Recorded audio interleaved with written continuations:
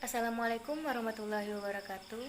Puji syukur marilah kita panjatkan kepada Allah Subhanahu wa taala atas rahmat berupa kesehatan sehingga kita bisa diberi kesempatan saling bertatap muka pada hari ini. Tak lupa juga sholawat serta salam semoga tetap tercurahkan kepada junjungan kita Nabi Muhammad SAW. Baiklah, saya Herdanti Maisinta sebagai moderator yang akan memandu kegiatan diskusi pada hari ini. Makalah kami yang berjudul Konsep Konstitusi yang dibacakan oleh teman saya yang pertama, Saudara Niko Alpindo, yang kedua, Saudara Raihan Reno Ardi, dan yang terakhir, Saudara Ahmad Hanipan. Baiklah, kepada Saudara Niko Alpindo dipersilahkan. Konstitusi merupakan segala ketentuan dan aturan tentang ketatanegaraan, undang-undang dasar, dan sebagainya. Undang-undang dasar merupakan kamus besar bahasa Indonesia, adalah undang-undang menjadi dasar semua undang-undang dan peraturan lain dalam suatu negara yang mengatur bentuk, sistem pemerintahan, pembagian kekuasaan, wewenang badan-badan pemerintahan, dan sebagainya.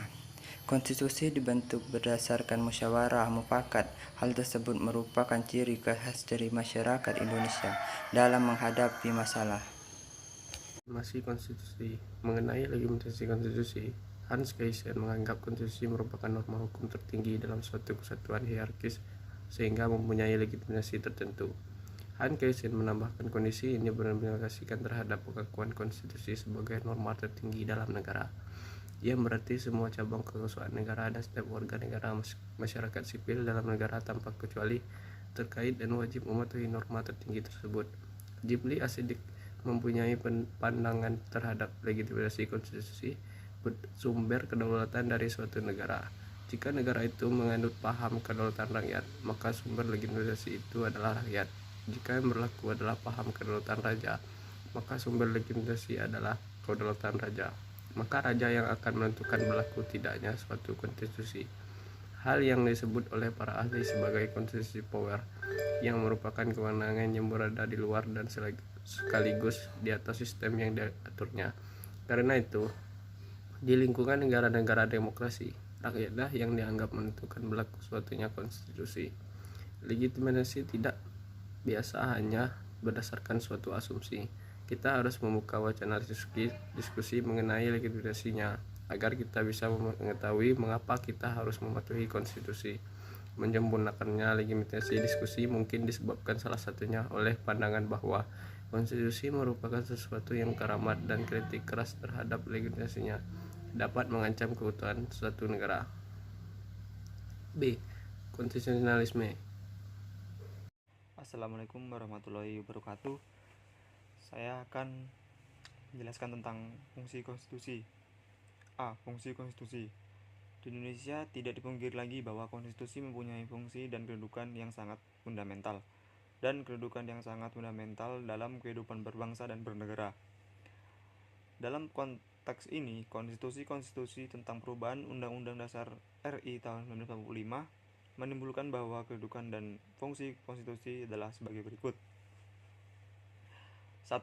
Konstitusi berfungsi sebagai dokumen nasional dokumen yang mengandung perjanjian luhur berisi kesepakatan tentang politik, hukum, pendidikan, kebudayaan, ekonomi, kesejahteraan, dan aspek fundamental yang menjadi tujuan negara.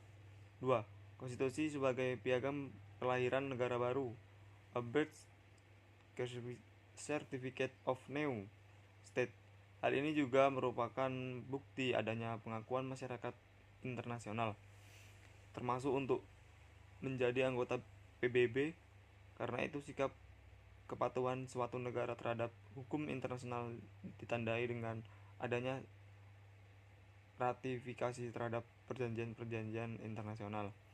Konstitusi sebagai sumber hukum tinggi. Konstitusi mengukur maksud dan tujuan terbentuknya suatu negara dengan sistem administrasinya melalui adanya kepastian hukum yang terkandung dalam pasal-pasalnya. Unifikasi adanya kepastian hukum yang terkandung dalam unifikasi hukum nasional, social control member, legitimasi atas berdirinya lembaga-lembaga negara termasuk pengaturan tentang pembagian dan permasalahan kekuasaan antara organ legislatif, eksekutif, dan yudikatif. Konstitusi sebagai sumber hukum tidak saja berfungsi sebagai a tool of social engineering dan social control, melainkan juga harus mampu merespon secara kritis perubahan zaman. 4. Konstitusi sebagai identitas nasional, lambang persatuan. Konstitusi menjadi suatu sarana untuk memperlihatkan berbagai nilai dan norma suatu bangsa dan negara. Misalnya simbol demokrasi, keadilan, kemerdekaan, negara hukum yang dijadikan sandaran untuk mencapai kemajuan dan keberhasilan tujuan negara. Konstitusi suatu negara diharapkan dapat menyatakan preferensi masyarakat dan pemerintahan, sehingga memperlihatkan adanya nilai identitas kebangsaan, persatuan, dan kesatuan.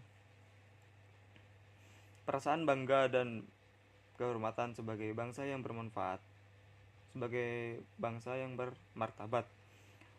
Konstitusi dapat memberikan pemenuhan atas harapan-harapan sosial, ekonomi, dan kepentingan politik.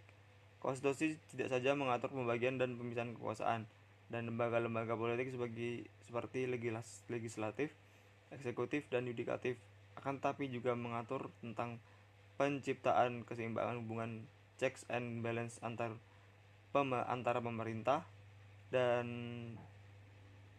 pusat dan daerah.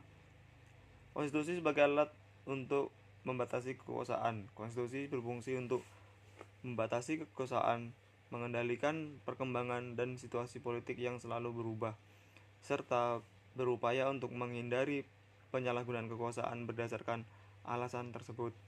Menjadi sangat penting diperhatikan seberapa jauh formulasi pasal-pasal dalam konstitusi dalam mengakomodasi materi muatan-muatan pokok dan penting sehingga dapat mencegah timbulnya penafsiran beraneka ragam. Konstitusi sebagai pelindung hak asasi manusia dan kebebasan warga negara. Konstitusi memberi perlindungan terhadap hak-hak asasi manusia dan hak kebebasan warga negara.